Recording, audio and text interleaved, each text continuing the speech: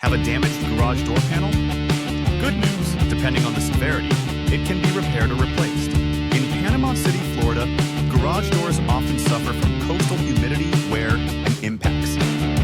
Minor dents or scratches can often be repaired without needing a full replacement.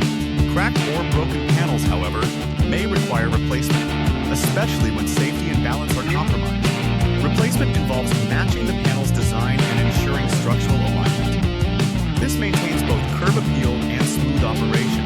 Technicians usually inspect tracks, springs, and lubricate moving parts during replacement to prevent future issues. Ignoring damage can lead to motor strain, misalignment, and further wear. Prompt attention avoids bigger problems. Choosing repair versus replacement depends on overall door condition. Isolated damage is fixable, while widespread wear may call for a new door. Always consult a garage door expert. In Panama City, garage door repair is essential for long-term function and safety.